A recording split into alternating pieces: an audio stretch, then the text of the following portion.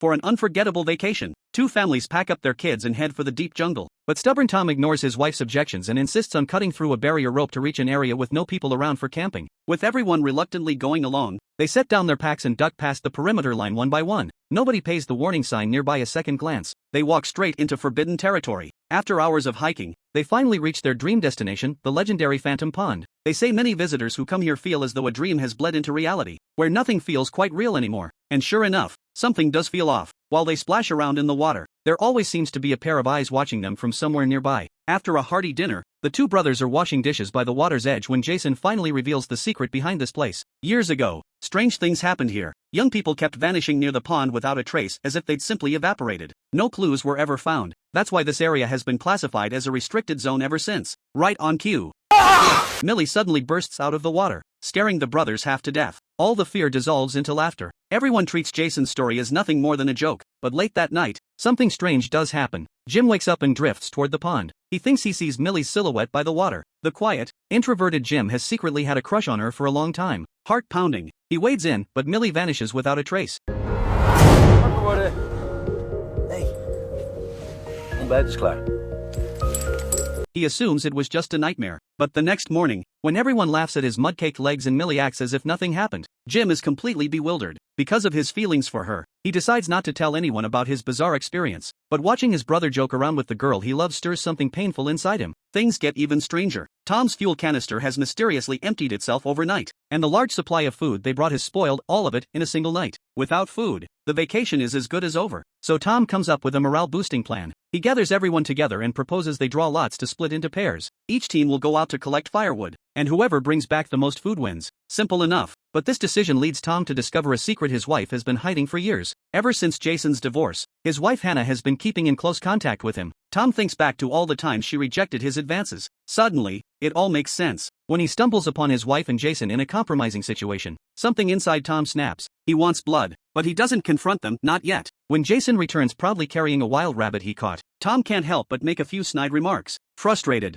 Jason tosses the rabbit into the pond. Without the roasted meat, they're stuck eating foraged greens. Nobody complains out loud, but it's clear no one is happy with how things are going. The next morning before dawn, the rabbit that was thrown into the pond has somehow appeared inside Jason's tent, picked clean to the bone. Jason assumes someone is playing a sick prank, but everyone's genuine confusion rules that out. Hannah suggests they end the trip immediately. Tom shuts her down. Jason steps in to support Hannah's idea, which only fuels Tom's hatred further. To solve the food problem, Tom decides to hike back to the cars with Jim, a 3-hour walk, then a 2-hour drive to the nearest convenience store, aiming to return by evening. But it's not nearly that simple. After hours of walking, they still can't find the warning sign from before. The compass seems completely useless. After half a day of wandering in circles, they're forced to accept the unbelievable. They've looped all the way back to the Phantom Pond. Meanwhile, Jason hasn't been idle. Using the leftover rabbit remains as bait, he's pulled one eel after another from the water. Watching Jason solve the food crisis yet again, Tom's pride takes a devastating hit. His jealousy burns hotter. He can barely maintain any authority in front of his wife and kids. While Tom broods, he spots a young woman climbing out of the pond on the far side. He assumes it's Millie,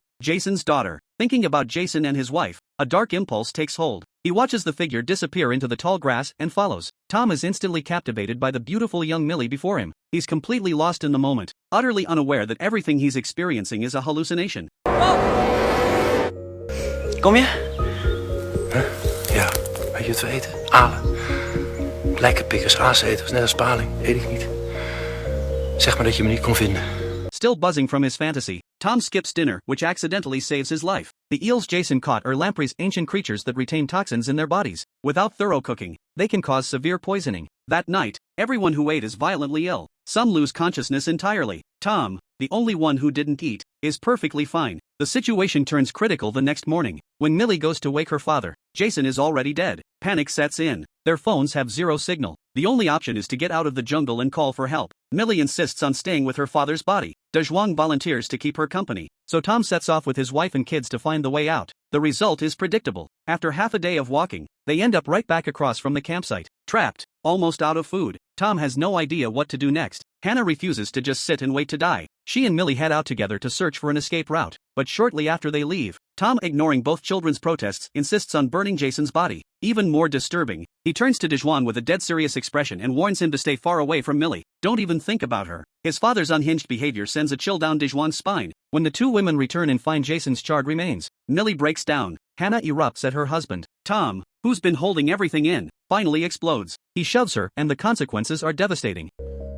Hannah's head slams into a tent stake, piercing her skull. No amount of apology can earn her forgiveness. At first she just screams and curses at him. But then, in her fury, Hannah confesses everything, the affair with Jason. All of it. Everyone stands there in excruciating silence. Tom wishes the ground would swallow him whole. That night, Hannah's condition deteriorates rapidly. She starts saying bizarre, incoherent things. By the next day, she's completely lost her mind. She doesn't even recognize her own son. Tom sends the 3 kids out to forage while he stays behind to care for her. And this is where the story takes its darkest turn. Tom catches Dejuan getting too close to Millie. He erupts in a blind rage, screaming, punching, kicking his own son. Jim tries to intervene, tackling his brother to the ground. But then Tom's behavior crosses a line so horrifying that everyone freezes in shock. Jim flees in terror, and Tom finally reveals who he truly is. The rabbit that appeared in Jason's tent? That was Tom. And to get his revenge, he strangled Jason with his own hands, then staged it to look like he'd choked on food. And poor Millie, she suffered unspeakable cruelty at his hands. When Jim discovers that his mother has also been killed by his father, he can't take it anymore. Hearing Millie's desperate screams in the distance, he sprints toward them and brings a stick crashing down on Tom's skull, knocking him unconscious. Together, Jim and Millie bind Tom's arms and legs, stuff him into a sleeping bag, and Jim drags his father to the center of the pond.